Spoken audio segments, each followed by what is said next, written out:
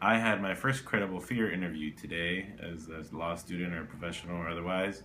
I was really nervous going into it. I prepared late into the night. My roommate can attest to that.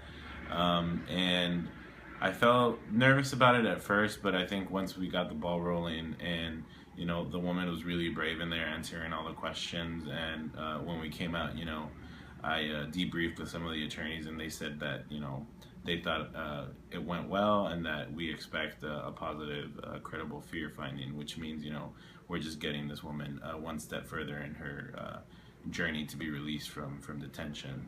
And then I had a couple of what are called intakes, which is just interviewing a client regarding their claim and why they came here. And to be honest, it's the toughest part of working out here.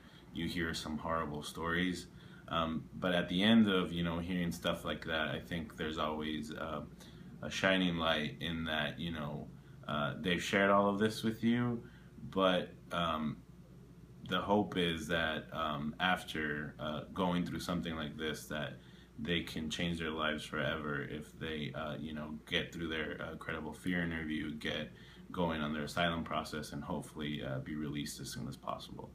So basically she fled from El Salvador, and she fled from El Salvador because she was receiving death threats from a gang, and she was receiving these threats because she had basically separated herself from the father of her child, who knew these gang members pretty well, and because she refused to pay the money they were asking her to pay up.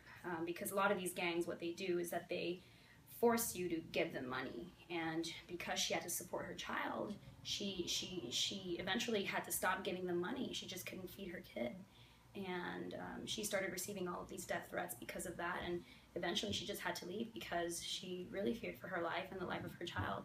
Some of the hearings we've attended have been very successful. Myself and my colleagues have gotten very high bonds, reduced to numbers that we know these clients' families can pay, because we've been able to contact these clients' families and help them figure out how to pay a bond. That's been pretty amazing to see a really high bond get lowered and then hear from someone's family that they're going to make this happen. One of my colleagues was on the phone figuring out how to get somebody a bus ticket out of here, which is pretty cool. So our successes have been unbelievable. We've been getting news about positive, credible fear determinations from clients that we met with earlier in the week. Hopefully that will just continue as the next teams continue coming down here and helping week by week by week. I feel really good. I feel really empowered.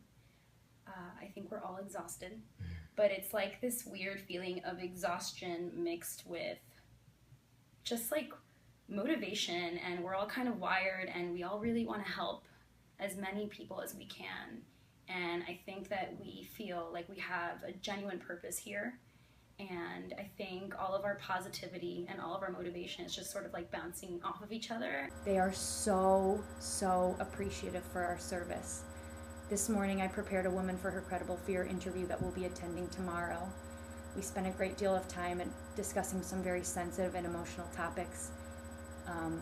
She really opened up, and we made a lot of progress, and I think she's prepared very well for her interview. But at the end of our meeting, she took off her ID badge with her commissary number on it and asked if she could buy me a soda to say thank you for helping her with her case.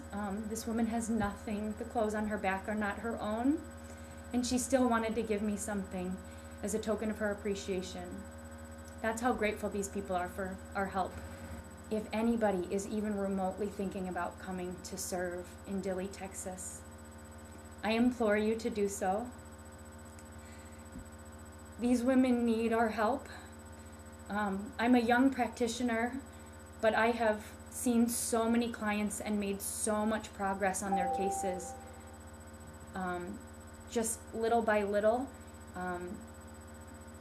If anybody is thinking about coming, I encourage you to do so, because no matter how experienced you are, you can communicate to these people where they are in the system, where they are in the process, what comes next, what it means to have an interview like this, what it means if they get bad news, or or how to pay their bond, or how to communicate with their family. There's so much information that we can provide these people that it really is imperative we get people here on the ground.